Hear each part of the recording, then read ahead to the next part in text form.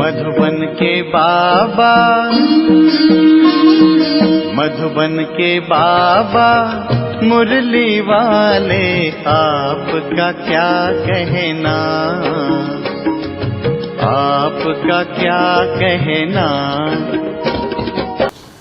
ओम शांति।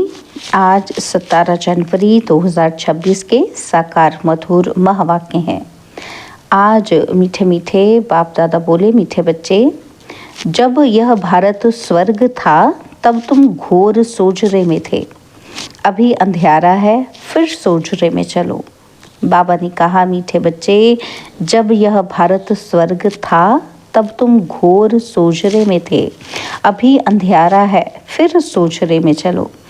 बाबा ने आज प्रश्न पूछा कि बाप अपने बच्चों को कौन सी एक कहानी सुनाने आए हैं। तो उत्तर में बाबा कहते, मीठे बच्चे, मैं तुम्हें 84 जन्मों की कहानी सुनाता हूँ। तुम जब पहले पहले जन्म में थे तो एक ही दैवी धर्म था। फिर तुमने ही 2 युग के बाद बड़े बड़े मंदिर बनाए हैं, भक्ति शुरू की है। अभी तुम्हारा यह अंत के अंत का जन्म है। तुमने पुकारा, दुख हटता सुख करता आओ, अब मैं आया हूँ। मुरली का गीत है, आज अंधेरे में है इंसान। ओम शांति। तुम बच्चे जानते हो कि अभी ये कलयुगी दुनिया है, सब अंधियारे में है। पहले सोजरे में थे, जबकि भारत स्वर्ग था।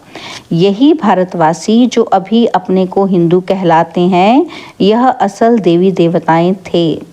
भारत में स्वर्गवासी थे। जब और धर्म नहीं था, एक ही धर्म था। स्वर्ग, बैकुंठ, बहिष्ठ, हेवन, ये सब इस भारत के ही नाम थे। भारत पवित्र और प्राचीन धनवान था। अभी तो भारत कंगाल है, क्योंकि अभी कलयुग है। तुम जानते हो कि हम अंधियारे में हैं। जब स्वर्ग में थे तो सोजरे में थे। स्वर्ग के राज राजेश्वर राज राजेश्वरी श्री लक्ष्मी नारायण थे। उसको सुखधाम कहा जाता है। बाप से ही तुमको स्वर्ग का वर्षा लेना है, जिसको जीवन मुक्ति कहा जाता है। अभी तो सब जीवन बंध में हैं। खास भारत और आम दुनिया रावण की जेल में, शोक वाटिका में है। ऐसे नहीं कि रावण सिर्फ लंका में था और राम भारत में था, उसने आकर सीता चुराई। ये तो सब हैं दंत कथाएं। गीता है मुख्य सर्वशास्त्रमयी शिरोमणि, श्रीमत अर्थात भगवान की सुनाई हुई है भारत में। मनुष्य तो कोई की सदगति कर नहीं सकते। सतयुग में थे जीवन मुक्त देवी देवताएं, जिन्होंने ये वर्षा कलयुग अंत में पाया था। भारतवासियों को ये पता नहीं है, ना कोई शास्त्रों में है। शास्त्रों में है भक्ति मार्ग का ज्ञान। सदगति मार्ग का ज्ञान मनुष्य मात्र में बिल्कुल है ही नहीं। सब भक्ति सिखलाने वाले हैं। कहेंगे शास्त्र पढ़ो, दान पुण्य करो, तो ये भक्ति द्वापर से चली आती है। सतयुग और त्रेता में है ज्ञान की प्रारब्ध। ऐसे नहीं कि वहाँ भी ये ज्ञान चलता आता है। यह जो भारत स्वर्ग वर्षा भारत को था, वह बाप से संगम युग पर ही मिला था, जो फिर अभी तुमको मिल रहा है। भारतवासी जब नरकवासी बेहद दुखी बन जाते हैं, तब पुकारते हैं। क्या पुकारते हैं? कि हे पतित पावन, दुख हटता सुख करता। किसका? सर्व का। क्योंकि भारत खास और दुनिया आम, सब में 5 विकार हैं। बाप है पतित पावन। बाप कहते हैं, मैं कल्प कल्प कल्प के संगम पर आता हूँ, सर्व का सदगति दाता बनता हूँ। अहिल्याएं, गणिकाएं और जो गुरु लोग हैं, उन सबका उद्धार मुझे ही करना पड़ता है, क्योंकि ये तो है ही पतित दुनिया। पावन दुनिया सत्य को कहा जाता है। भारत में इन लक्ष्मी नारायण का राज्य था। भारतवासी यह नहीं जानते कि ये स्वर्ग के मालिक थे। पतित खंड माना झूठ खंड, पावन खंड माना सच खंड। भारत पावन खंड था। यह भारत है अविनाशी खंड, जो कभी विनाश नहीं होता है। जब इनका राज्य था, किनका माना? लक्ष्मी नारायण का राज्य था, तो और कोई खंड थे ही नहीं। वह सभी बाद में आते हैं। मनुष्य ने तो कल्प लाखों वर्ष का लिख दिया है। बाप कहते हैं कल्प की आयु 5000 वर्ष है। वह फिर कह देते कि मनुष्य 84 लाख जन्म लेते हैं। मनुष्य को कुत्ता, बिल्ली, गधा आदि सब बना दिया है, परंतु कुत्ते बिल्ली का जन्म अलग है। 84 लाख वैरायटी हैं। मनुष्य की तो वैरायटी एक ही है, उनके ही 84 जन्म हैं। बाप कहते हैं भारतवासी अपने धर्म को ड्रामा प्लान अनुसार भूल गए हैं। कलयुग अंत में बिल्कुल ही पतित बन पड़े हैं और फिर बाप संगम पर आकर पावन बनाते हैं। इसको कहा जाता है दुख धाम और फिर भारत सुख धाम होगा। बाप कहते हैं हे बच्चों, तुम भारतवासी स्वर्गवासी थे, फिर तुम 84 जन्मों की सीढ़ी उतरते हो। सतों से रजो तमों में जरूर आना है। तुम देवताओं जैसा धनवान, ever happy, ever healthy wealthy कोई नहीं होता। भारत कितना साहूकार था, हीरे जवाहरात तो पत्थरों मिसल थे। 2 युग बाद भक्ति मार्ग में इतने बड़े बड़े मंदिर बनाते हैं, वह भी कितने भारी मंदिर बनाए। सोमनाथ का मंदिर बड़े से बड़ा था। सिर्फ एक मंदिर तो नहीं होगा ना, और भी राजाओं के मंदिर थे, कितना लूट कर ले गए हैं। बाप तुम बच्चों को स्मृति दिलाते हैं कि तुमको कितना साहूकार बनाया था। तुम सर्वगुण संपन्न, 16 कला संपूर्ण थे। यथा महाराजा महारानी, उन्हों को भगवान भगवती भी कह सकते हैं, परंतु बाप ने समझाया है कि भगवान एक है, वह बाप है। सिर्फ ईश्वर व प्रभु कहने से भी याद नहीं आता कि वह सभी आत्माओं का बाप है। बाप कहानी बैठ सुनाते हैं कि अभी तुम्हारे बहुत जन्मों के अंत का जन्म है। एक की बात नहीं है, ना ही कोई युद्ध का मैदान आदि है। भारतवासी यह भूल गए हैं कि उन्हों का राज्य था। सत्यु की आयु लंबी कर देने से बहुत दूर ले गए हैं। और बाप आकर समझाते हैं मनुष्य को भगवान नहीं कह सकते, मनुष्य किसी की सद्गति नहीं कर सकते। कहावत है सर्व का सद्गति दाता, पतितों का पावन करता एक है। एक ही सच्चा बाबा है जो सचखंड की स्थापना करने वाला है। पूजा भी करते हैं, परंतु भक्ति मार्ग में तुम जिसकी पूजा करते आए हो, एक की भी बायोग्राफी को नहीं जानते। इसलिए बाप समझाते हैं कि तुम शिव जयंती तो मनाते हो ना। बाप है नई दुनिया का रचयिता, हेवनली गॉड फादर, बेहद सुख देने वाला। सतयुग में बहुत सुख था, वह कैसे और किसने स्थापन किया, यह बाप ही बैठ समझाते हैं। नरकवासी को आकर स्वर्गवासी बनाना या भ्रष्टाचारियों को श्रेष्ठाचारी देवता बनाना, यह तो बाप का ही काम है। बाप कहते हैं मैं तुम बच्चों को पावन बनाता हूँ, तुम स्वर्ग के मालिक बनते हो। तुमको पतित कौन बनाते हैं? ये रावण। मनुष्य कह देते ईश्वर भी दुख ही देते हैं। बाप कहते हैं मैं तो सभी को इतना सुख देता हूँ जो फिर आधा कल्प तुम बाप का सिमरण नहीं करेंगे, और फिर जब रावण राज्य होता है तो सबकी पूजा करने लग पड़ते हैं। यह है तुम्हारा बहुत जन्मों के अंत का जन्म। कहते हैं बाबा कितने जन्म हमने लिए। बाबा कहते हैं मीठे मीठे भारतवासियों, हे आत्माओं, अब तुमको बेहद का वर्षा देता हूँ। बच्चे, तुमने 84 जन्म लिए हैं, अभी तुम 21 जन्म के लिए बाप से वर्षा लेने आए हो। सभी तो इकट्ठे नहीं आएंगे, तुम ही सत्युग का सूर्यवंशी पद फिर से लेते हो, अर्थात सच्चे सत्य नारायण सत्य बाबा से नर से नारायण बनने का ज्ञान सुनते हो। यह है ज्ञान और वो है भक्ति। शास्त्र आदि सब हैं भक्ति मार्ग के लिए, वह ज्ञान मार्ग के नहीं हैं। यह है स्पिरिचुअल रूहानी नॉलेज।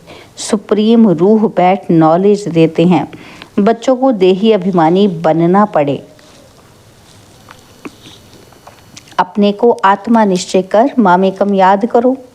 बाप समझाते हैं कि आत्मा में ही अच्छे व बुरे संस्कार होते हैं, जिस अनुसार ही मनुष्य को अच्छा व बुरा जन्म मिलता है। बाप बैठ समझाते हैं कि यह जो पावन था अंतिम जन्म में पतित है तत्वम। मुझ बाप को इस पुरानी रावण की दुनिया पतित दुनिया में आना पड़ता है। आना भी उस तन में है जो फिर पहले नंबर में जाना है। सूर्यवंशी ही पूरे 84 जन्म लेते हैं। यह है ब्रह्मा और ब्रह्मावंशी ब्राह्मण। बाप समझाते तो रोज हैं, पत्थर बुद्धि को पारस बुद्धि बनाना मासी का घर नहीं है।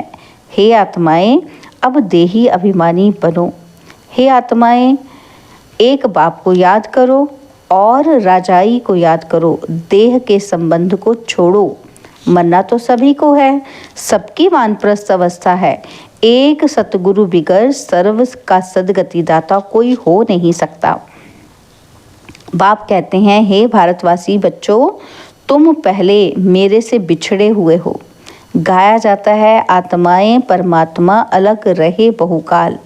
पहले पहले तुम भारतवासी देवी देवता धर्म वाले आए हो और धर्म वालों के जन्म थोड़े होते हैं। सारा चक्र कैसे फिरता है सो बाप बैठ समझाते हैं। जो धारण नहीं करा सकते हैं उनके लिए भी बहुत सहज है। आत्माएं धारण करती हैं, पुण्य आत्मा पाप आत्मा बनती है ना। तुम्हारा ये 84वां अंतिम जन्म है। तुम सब वानप्रस्थ अवस्था में हो। वानप्रस्थ अवस्था वाले गुरु करते हैं मंत्र लेने के लिए। तुमको तो अभी देहधारी गुरु करने की दरकार नहीं है। तुम सबका मैं बाप टीचर गुरु हूँ। मुझे कहते भी हो, क्या कहते हो कि हे पतित पावन शिव बाबा। अभी स्मृति आई है, सब आत्माओं का बाप है। आत्मा सत्य है, चैतन्य है, क्योंकि अमर है। सभी आत्माओं में पाठ भरा हुआ है। बाप भी सत्य चैतन्य है। वह मनुष्य सृष्टि का बीज रूप होने के कारण कहते हैं, मैं सारे झाड़ के आदि मध्य अंत को जानता हूँ, इसलिए मुझे नॉलेजफुल कहा जाता है। तुमको भी सारी नॉलेज है। बीज से झाड़ कैसे निकलता है, झाड़ बढ़ने में टाइम लगता है ना। तो बाप कहते हैं, मैं बीज रूप हूँ। अंत में सारा झाड़ जड़ जड़ी भूत अवस्था को चक्र कर लेता है। बाबा कहते हैं, अभी देखो, देवी देवता धर्म का फाउंडेशन तो है ही नहीं, प्राय गुम है। जब देवता धर्म गुम हो जाता है तब बाप को आना पड़ता है। एक धर्म की स्थापना कर बाकी सबका विनाश करा देते हैं। प्रजापिता ब्रह्मा द्वारा बाप स्थापना करा रहे हैं आदि सनातन देवी देवता धर्म की। तो ये भी सारा ड्रामा बना हुआ है। इनकी एंड होती ही नहीं, बाप आते हैं अंत में। जबकि सृष्टि के आदि मध्य अंत का नॉलेज सुनाना है तो ज़रूर संगम पर आएंगे। तुम्हारा एक बाप है, आत्माएं सभी ब्रदर्स हैं, मूल वतन में रहने वाली। उस एक बाप को सब याद करते हैं। दुख में सिमरन सब करे, सुख में करे न कोई। बाबा कहते, क्यों दुख में करते हैं? क्योंकि रावण राज्य में दुख है ना। तो यहाँ सिमरन करते हैं तो बाप सबका सदगति दाता एक है, उनकी ही महिमा है। बाप नहीं आए तो भारत को स्वर्ग फिर कौन बनावे। इस्लामी आदि जो भी हैं इस समय तमो प्रधान हैं। सबको पुनर्जन्म तो ज़रूर लेना है। अभी पुनर्जन्म मिलता है नरक में। ऐसे नहीं कि स्वर्ग में चले जाते हैं। जैसे हिंदू लोग कहते हैं ना, स्वर्गवासी हुआ तो ज़रूर नरक में ही था ना। अभी स्वर्ग में क्या, तुम्हारे मुख में गुलाब। स्वर्गवासी हुआ फिर नरक के आसुरी वैभव तुम उनको क्यों खिलाते हो? बंगाल में मछलियाँ आदि भी खिलाते हैं। अरे उनको इन सब खाने की दरकार ही क्या है? कहते हैं फलाना पार निर्वाण गया। बाप कहते ये सब हैं गपोड़े, वापस कोई भी जा नहीं सकते। जबकि पहले नंबर वालों को ही 84 जन्म लेने पड़ते हैं। बाप समझाते हैं, इसमें कोई तकलीफ नहीं है। भक्ति मार्ग में कितनी तकलीफ है। राम राम जपते रोमांच खड़े हो जाते। वह सब है भक्ति मार्ग। यह सूर्य चांद भी तुम जानते हो कि रोशनी करने वाले हैं। ये कोई देवताएं थोड़ी हैं। वास्तव में ज्ञान सूर्य, ज्ञान चंद्रमा और ज्ञान सितारे हैं, उन्हों की महिमा है। वो फिर कह देते सूर्य देवताय नमः। उनको देवता समझ पानी देते हैं। तो बाप समझाते हैं यह सब है भक्ति मार्ग जो फिर भी होगा। पहले होती है अव्यभिचारी भक्ति एक शिव बाबा की, और फिर देवताओं की, और फिर उतरते उतरते अभी तो देखो टिवाटे पर। टिवाटा क्या, जहाँ पर 3 रास्ते मिलते हैं। बाबा कहते हैं टिवाटे पर भी मिट्टी का दीवा जगाए, तेल आदि डालकर फिर उनकी भी पूजा करने लगते हैं। तत्वों की भी पूजा करते हैं और मनुष्यों के भी चित्र बनाए पूजते हैं। अब इनसे प्राप्ति तो कुछ भी नहीं होती। इन बातों को तुम बच्चे ही समझते हो। अच्छा, मीठे मीठे सिकिलदे बच्चों प्रति माता पिता, बाप दादा का याद, प्यार और गुड मॉर्निंग। रूहानी बाप की रूहानी बच्चों को नमस्ते। हम रूहानी बच्चों की रूहानी बाप दादाजी को दिलवा जान सिकवा प्रेम से नमस्ते। ओम शांति। प्यारे बाबा, मीठे बाबा, मेरे बाबा, शुक्रिया बाबा, शुक्रिया बाबा, शुक्रिया। धारणा के लिए मुख्य सार है। पहला पॉइंट है, आत्मा से बुरे संस्कारों को निकालने के लिए देही अभिमानी रहने का अभ्यास करना है। यह अंतिम 84वां जन्म है, वानप्रस्थ अवस्था है, इसलिए पुण्य आत्मा बनने की मेहनत करनी है। सेकंड पॉइंट है, देह के सब संबंधों को छोड़ एक बाप को और राजाई को याद करना है। बीज और झाड़ का ज्ञान सिमरन कर सदा हर्षित रहना है। बाबा ने आज हमें वरदान दिया, उपराम और एवर रेडी बन, बुद्धि द्वारा अशरीरीपन का अभ्यास करने वाले सर्व कलाओं में संपन्न भव। उपराम और एवर रेडी बन, बुद्धि द्वारा अशरीरीपन का अभ्यास करने वाले सर्व कलाओं में संपन्न भव। जैसे सर्कस में कला दिखाने वाले कलाबाज का हर कर्म कला बन जाता है। वे कलाबाज शरीर के कोई भी अंग को जैसे चाहें, जहाँ चाहें, जितना समय चाहें मोल्ड कर सकते हैं। यही कला है। तो आप बच्चे बुद्धि को जब चाहो, जितना समय, जहाँ स्थित करना चाहो वहाँ स्थित कर लो। यही सबसे बड़ी कला है। और इस एक कला से 16 कला संपन्न बन जाएंगे। इसके लिए ऐसे उपराम और एवर रेडी बनो जो ऑर्डर प्रमाण 1 सेकंड में अशरीरी बन जाओ। युद्ध में समय ना जाए। स्लोगन है, सरलता और सहनशीलता के गुण को धारण करने वाले ही सच्चे स्नेही और सहयोगी हैं। बाबा के अव्यक्त इशारे, इस अव्यक्त मास में बंधन मुक्त रह जीवन मुक्त स्थिति का अनुभव करो। तो बाबा कहते, जो परमात्म ज्ञानी बच्चे हैं उन्हें ज्ञान का फल मुक्ति और जीवन मुक्ति का वर्षा संगम पर ही प्राप्त होता है। ज्ञान अर्थात समझदार हर कर्म करते हुए सदा स्वयं को बंधन मुक्त, सर्व आकर्षणों से मुक्त बनाने की समझ रखता है। उनके हर संकल्प, बोल, कर्म, संबंध और संपर्क में मुक्ति, जीवन मुक्ति की स्टेज रहती है, जिसको न्यारा और प्यारा कहते हैं। अच्छा, ओम शांति।